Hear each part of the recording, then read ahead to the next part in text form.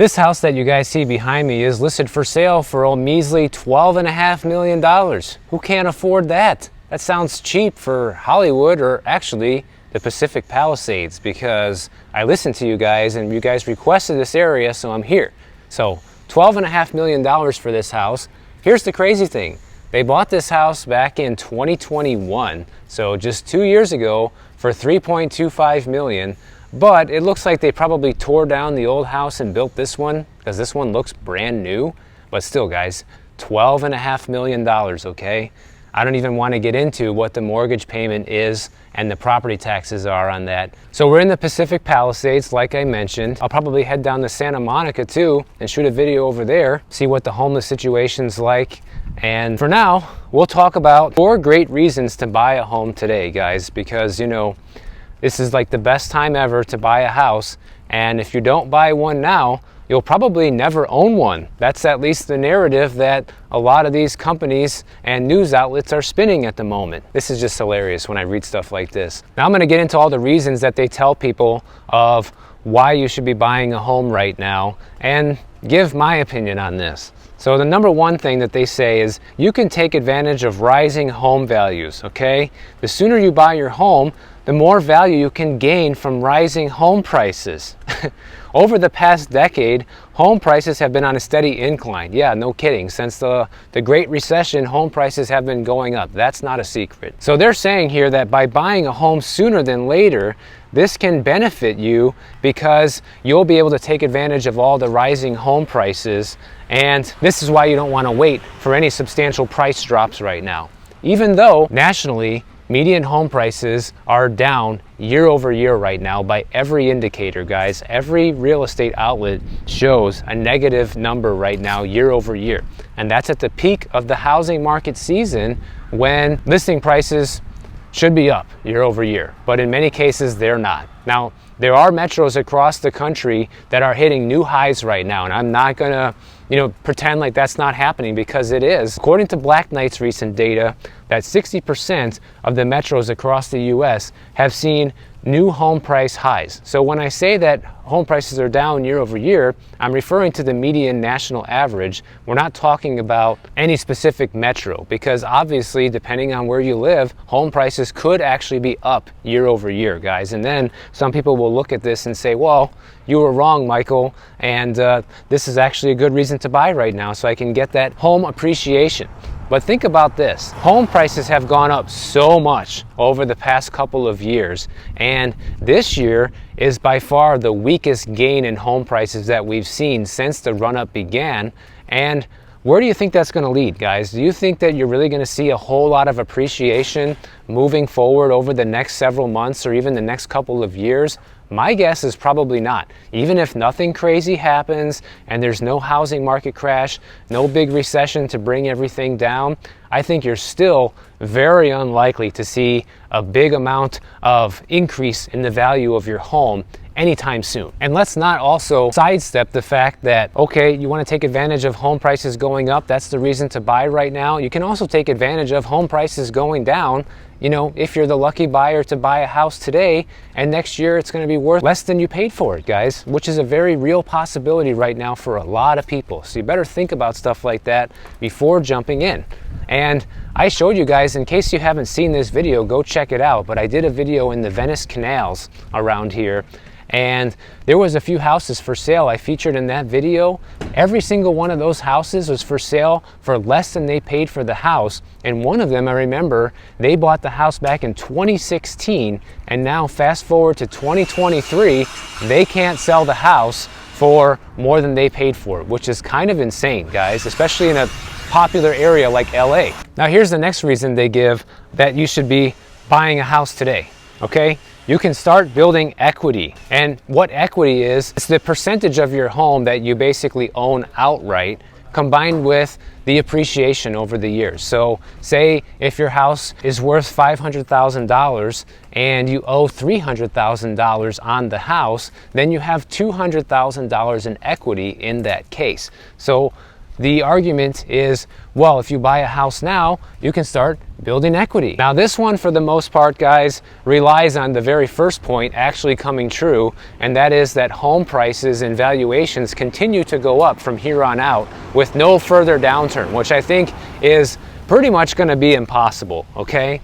But that's my opinion. Besides it relying on that factor, this is also a flat out lie, okay? Because when you buy a home, you're not really building much equity at all for the first half of your mortgage, guys. When you get a 30-year mortgage, the first 15 years of payments, the majority of the payments go towards paying the interest, okay? And then once you've paid off the first 15 years, then the last 15 years, then you're paying down a more significant portion of your principal, which then you'll be building equity a lot faster in the second half of your loan term.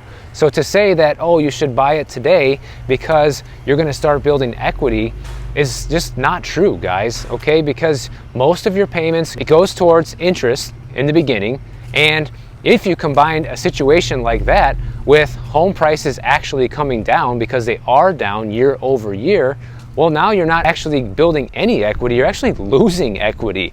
So this is a very slippery slope, and the type of things that are being promoted today as this is what you should be doing is just downright misleading. And I'm not here to mislead anybody on the channel. In fact, I'm just giving you guys heads up and warnings. You can do whatever you want to do, whether when it comes to buying a house, but I'm giving you guys the real deal of what's happening in the market, and you need to make your own decisions from there. And let me just leave you with one more point on the building equity thing.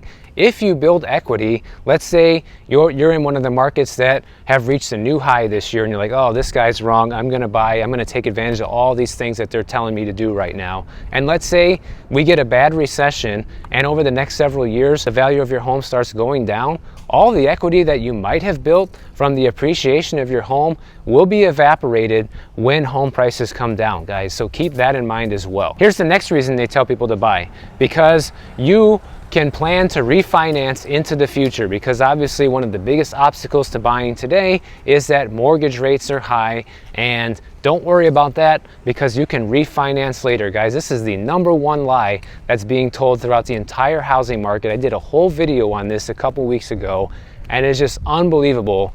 You can't read a single real estate story today that doesn't tell you this, that, oh, you can just refinance later. Like, yeah, way later, guys. We're talking 10 years, 15 years later, you can refinance when it actually makes sense, when you have enough equity to refinance and the cards align for you to do that. But if you think you're going to buy today and refinance in 5 years from now, and you only put a 5 or 10% down payment on your house, you're likely dreaming. That's probably not going to happen. And you're also betting on the fact that interest rates are actually going to be lower by then, because there's no way to know that either.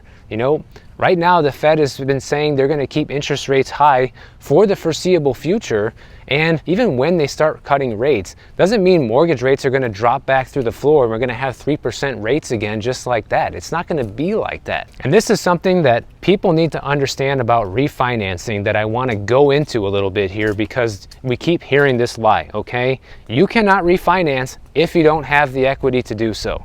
All right, and here's a few quick stats here from Bankrate that gives you an idea of if you would even be eligible to refinance or not, okay? If you have a conventional loan, you don't have an FHA loan or a VA loan or anything like that, just a standard conventional loan, you usually need to have 20% equity in your house minimum to refinance that loan. If you have an FHA loan, lenders want to see you have 20% equity in your house as well. And how much do people have to put down to buy an FHA property, guys? 3.5%, okay? 3.5%, you buy a home today, you put 3.5% down. How many years do you think it's going to take you to get to 20% equity in your house? A lot, many years, probably at least 7 to 10. And if you have a VA loan, you can actually do a refinance and take out 100% of your equity at any time. So actually they give the most favorable terms when it comes to refinancing against your house to veterans. Now, whether that's a good thing or not, that's up to you to decide, because I don't think it's ever a good idea to have no money in your house in terms of equity. That's just a dangerous position to be in, because even that best case scenario, when you sell, you're going to have to come out of pocket to close that deal. if you're a 0% equity holder. So you better keep that in mind when you keep hearing this lie over and over again that, oh, don't worry about it, you can just refinance later down the road. Good luck with that, guys. That's not going to be possible for the vast majority of people buying right now who think that they're going to refinance in 3 years from now. Now, the last reason they give, because it's 4 reasons you should buy a home today, is you find the perfect home today. Now, this one is actually one I actually kind of agree with. Now, what they mean by the perfect home is if you find the right house, it meets your budget, and you can afford it, and it checks all of your wish list boxes, and you find that home today, no matter what market it's in or what the market is doing, then they say, go ahead and buy it. And I actually agree with that, guys. I am not going to push back against that. I think you should buy it. And my number one reasoning for being on the should buy camp, if you come across this scenario in your life, is because life is full of disappointment, okay? And especially when it comes to buying a house, it's almost impossible to find the perfect home. But if somehow, through some miracle, miraculously, you find the perfect house, absolutely you should buy it if you can afford it. Now, maybe the odds of finding that perfect house today are slim to none. It's not going to be possible for the vast majority of folks, but if you do, then go for it. But just remember, inventory is practically at all-time lows right now, and mortgage rates are in the 7.5% range. So finding the perfect house is next to impossible. That's just another reason that if you do find the perfect house right now, then you probably should go for it.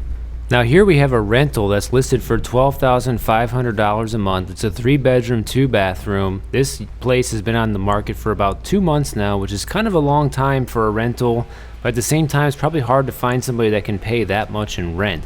And here's a crazy situation with this house. It actually sold back in 2002, way before the last housing crash, for $3.15 million. Fast forward to 2021, this house was sold for $2.9, then turned around and flipped again in 2022 for the same price as 2002, $3.15 million. And basically this house hasn't appreciated at all in 20 years, guys. That's pretty insane when you think about it, that this house is selling for the same price it did 20 years ago. But my last point about finding the perfect home is just don't kid yourself. Don't fool yourself, guys. Don't convince yourself into thinking, oh, this is the perfect house, or fool yourself into thinking, oh, I can afford this if half of your income is going towards the house payment just because you so badly want to become a homeowner and you want that perfect house. Don't kid yourself into thinking that that is the perfect situation to get into, because even if the house is perfect, but your finances aren't, or you really don't love the house, but you're trying to tell yourself that you do, that's a big warning sign that you should probably not move forward with it. Now, how about this? We are starting to see the availability for mortgage credit start to sink to the lowest levels that we've seen in decades. Well, what does that mean, Michael? It means that the credit crunch is starting to have its effect on things when it comes to banks tightening up their lending, and it's not for the reasons that you might think. Most of the lending that's being tightened up is because banks are too scared to lend money because they're worried about the level of default right now, and they need to hang on to more cash than usual to be prepared for those defaults. So that's the reason most lenders aren't lending. However, in this case, we're talking about mortgages. It's already hard enough to qualify for a mortgage, guys, because at these rates and prices, you need to have stellar credit, stellar income, and a decent down payment to be able to actually afford to buy anything today. The number of programs in terms of mortgage availability that banks are offering right now is the lowest level that we've seen since 2013. And the biggest section of mortgage credit options that's been going down is jumbo loans, because jumbo loans cannot be sold to Fannie and Freddie Mac. So they're usually held on the bank's balance sheets rather than being packaged up and sold off as mortgage-backed securities. And here's an unintended consequence of this stale housing market and mortgage applications being so low. Because these mortgage applications are so low, the banks are starting to eliminate how many mortgage products they offer in order to cut costs, because the banks, in case you haven't heard, are not doing so well. So one thing that they've been trying to do is cut costs like any other type of business is doing, and one way that they're able to do that is cut back on the amount and types of mortgage products that they offer, and they are doing this. Because right now what's happening is declining mortgage originations are leading to lower profitability for many of these lenders. So they're looking at ways to reduce their operating costs. And you know what else they're starting to take off the table as well, besides regular mortgage products, is they're starting to remove a lot of the options to do a cash out refinance on your property, because that's something that they have to worry about in terms of default right now as well. Because people that are doing that right now probably need money, guys.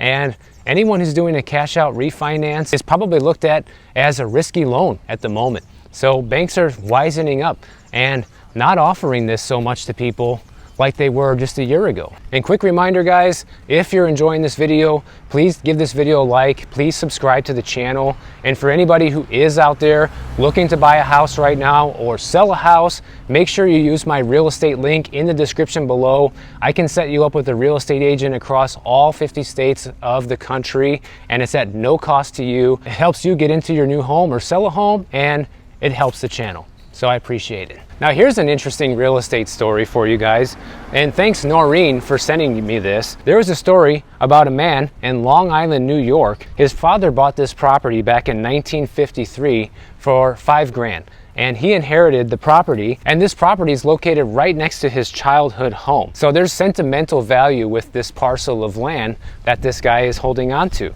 Well, come to find out, one of his friends from Long Island gives him a call and says, hey, Daniel, the guy's name is Daniel, someone's building a house on your property. Supposedly this house is currently off market, but they listed it for sale in June for $2.575 million. And look at that, back in 2015, you could rent this house for $5,400 a month. Current property tax bill here is almost $18,000 a year. And check this out, this house is now set for demolition, according to the sign in the yard.